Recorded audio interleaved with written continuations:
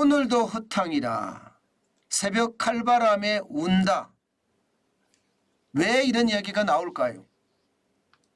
간단하게 말씀을 드리면 이 사진 한 장이 다 설명을 합니다. 서울입니다. 구로구에 있는 남구로역 앞입니다. 보시는 것처럼 사람들이 엄청나게 많죠. 여기가 일자리를 찾으러 온 일용직 근로자들입니다. 여기 계신 분들이 하는 말씀을 들으면 요즘 일자리 없어 죽겠어. 추위에 떠는 건 상관없다. 일감이 없는 게 더 무섭다. 이렇게 이야기할 정도고요. 요즘 이 근처에 모이는 사람이 여러분 2천여 명이 넘는다고 합니다. 2천여 명. 와, 엄청나죠. 주변에서 이야기하기도요. 이렇게까지 일용직 근로자들이 일자리 구하러 많이 나오는 건 처음이다. 이렇게 이야기할 정도입니다. 뭐 평균 잡아서 말입니다. 이 강추위에 많은 사람들이 나온 것 적어도 20%는 늘어났다. 이렇게 이야기합니다. 20%는 늘어났다. 야, 이게 엄청난 거죠. 엄청납니다. 그런데 이렇게 일자리를 구하려고 2,000명씩이나 나오지만요. 정작 일자리를 구하는 사람은요. 70% 정도밖에 안 됩니다. 나머지 30%는 그냥 돌아가야 되는 거예요. 그러면 2,000명 정도가 나왔다고 하면요. 적어도 말입니다. 2,000명 정도 나왔다 그러면 30%니까 600명은 그냥 돌아가야 된다는 뜻인가요? 600명. 그러면 여러분 일자리가 있어야지 이게 먹고 사는 사람들 진짜 많은데 일자리가 없으면 그만큼 충격이 된다는 뜻이잖아요. 그런데 더 큰 문제가 있습니다. 더 큰 문제가. 이 일자리를 구하려고 나온 사람 중에는요. 외국인들이 상당수라는 거예요. 조선족도 굉장히 많고요. 잘 들여다보면 말입니다. 50대, 60대, 심지어 70대들은요. 일자리 구하기가 굉장히 어렵다는 거예요. 기왕이면 비싼 임금을 주고 말입니다. 젊은 사람 그리고 우리말이 통하는 사람. 그러면 조선족이잖아요. 조선족을 먼저 데려간다는 겁니다. 그래서 말입니다. 나이 드신 분들은 그만큼 또 일자리를 더 구하지도 못한다고 해요. 사실 우리 시장, 인력시장을 보면요. 60대 이상 비율이 굉장히 많습니다.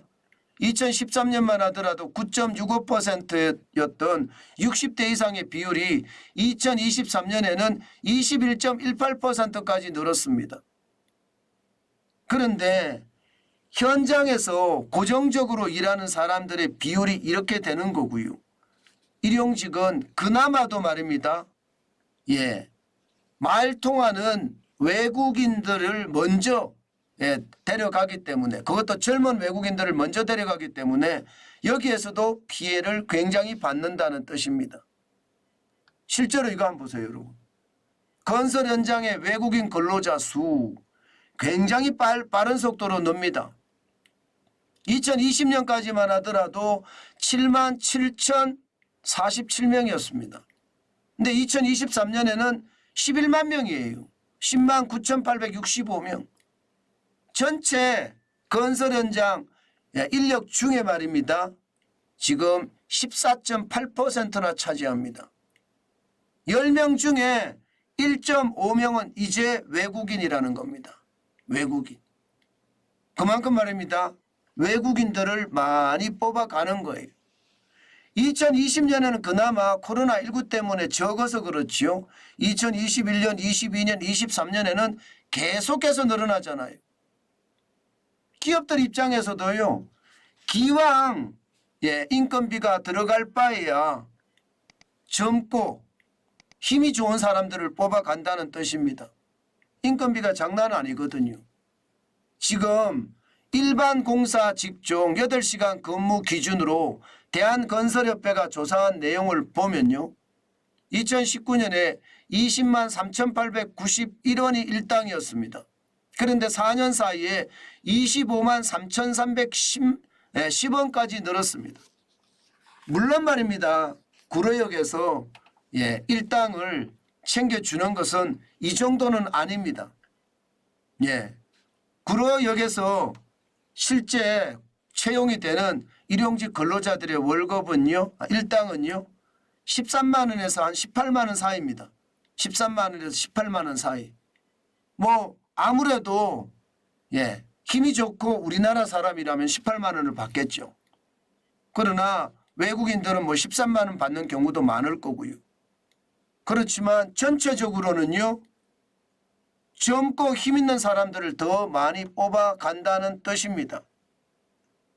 그런데 문제는 여러분, 문제는 올해만 이럴 게 아니라는 거예요. 앞으로 계속 나빠진다는 겁니다. 지금 상황이 말입니다. 굉장히 나빠요. 착공 실적을 보면 올해 1월에서 10월까지 14만 1,600가구거든요. 14만 1,600가구. 작년 33만 997가구에 대비해 보면요. 57.2%가 줄어든 숫자입니다. 그러면 일자리가 그만큼 줄었다는 이야기잖아요. 착공 실적이 왕창 빠지니까요. 내년에 가도 이게 나아질 것 같지는 않거든요. 착공했으니까 내년에 가도 더 줄어들 겁니다. 과거 말입니다. 2015년만 하더라도 국내 주택건설 착공 실적이 71만 6,800가구였습니다. 그런데 이게 떨어지더니요. 2020년에는 52만 6,300가구로 떨어졌다가요. 작년에는 38만 3,400가구까지. 올해는 이러다가요. 20만 가구도 안 될 판입니다. 20만 가구도 안 될 판이에요. 그만큼 말입니다. 착공 실적이 굉장히 떨어져요. 그러면 일자리가 어떻게 될까요? 더 줄어들겠죠. 더 심각한 것은요. 더 심각한 것은 지금 부동산 PF 때문에 건설업체들이 굉장히 상황이 좋지 않습니다. 뭐 태형건설도 넘어간다고 이야기할 정도면 지금 건설업은 위기 중에 위기죠. 2021년까지만 하더라도 0.37%의 연체율, 전체 대출 잔액은 112조 9천억 원이었지만요. 올해 3분기 기준으로 보면 134조 3천억 원이거든요. 연체율이 2.42%예요. 이렇게 되면 부동산의 인허가도 줄어들지만 착공도 줄어들겠죠. 이렇게 되면 내년에 일자리는 더 심각하게 줄 수 있다는 뜻입니다. 저는 여러분, 일용직 근로자들의 일자리를 여러분에게 지금 말씀드리는 이유는요. 아주 간단합니다. 바닥 경제가 저는 어떻게 돌아가는지가 가장 궁금합니다. 이 바닥 경제가 잘 돌아가면요. 우리 경제도 잘 돌아갈 수가 있습니다. 그런데 바닥 경제가 안 돌아가잖아요. 예를 들어서 일용직 근로자들의 일자리가 줄어든다든가 자영업자 소상공인들의 매출액이 줄어든다든가 이런 것들은요. 바로 말입니다. 경제에 직격탄을 날립니다. 핵심적인 것은요. 소비를 완전히 줄이게 되고요. 소비를 줄이게 되면 경제 전체가 어렵게 됩니다. 그래서 제가 바닥 경제 아주 핵심적인 지표로 보는데 그 지표가 좋지 않다는 거. 내년에도 좋지 않다는 이야기가 되는 거잖아요. 게다가 말입니다. 폐업하는 건설사들이 올해도 많지만 내년에도 많을 거라는 거예요. 그러니까 일용직 근로자들의 일자리가 늘어날 수 있는 요소가 별로 없습니다. 오죽했으면 여러분 지금 건설사들이 어떻게 하든 생존하려고 발부동 칠까요? 2023년 1월에서 11월까지 보면요. 종합건설사는 366개. 전년 대비해보면 71%가 늘어났고요. 이게 전문건설사하고 합치면 2,095개입니다. 이대로면 2,300개가 될 거라는 게 시장의 예측이에요. 기업이 2,300개가 무너졌다고 가정을 해보세요. 그러면 일자리가 얼마나 많이 주는지 여러분도 느껴지시잖아요. 예. 부동산 업체들, 건설 업체들 많아지면 많아질수록 일자리가 늘어나는데 그렇지 못하다는 게 현실이란 뜻입니다. 최악이죠. 건설업체에 대한 위기도 위기지만 우리 바닥 경제에 대한 위기도 저는 굉장히 큰 위기라고 봅니다. 물론 일용직 건설 노동자 이 문제는 12월이 비수기잖아요. 1월도 비수기고 비수기이기 때문에 이럴 수는 있습니다. 그렇지만 아무리 비수기라도요. 이게 일자리를 구하려고 2,000명이나 되는 사람들이 한 곳에 이렇게 나왔다는 자체는요. 그만큼 말입니다. 우리 경제 내수가 무너지고 있다는 뜻입니다. 그만큼 심각하다는 뜻이기도 하고요. 제가 여러분들에게 항상 바닥 경제를 중심으로 말씀을 드리는데 이게 맞더라고요. 제가 언론사 한 30년 넘게 다니면서 실제 각종 지표들을 보고 경기를 예측할 때 말입니다. 바닥 경제가 어떻게 돌아가는지가 핵심이었습니다. 그래서 저는 바닥 경제에 집중하면서 내년 경제도 쉽지 않다는 말씀 지금 드리고 있는 겁니다. 올해도 지금 상황이 안 좋았는데 내년에는 상황이 더 안 좋을 수도 있다는 신호 지금 나오고 있습니다. 그만큼 상황 점점 열악해진다. 소비가 좋아져야지 경제가 좋아지는데 지금처럼 가면 좋아지기가 굉장히 어려운 것 같습니다.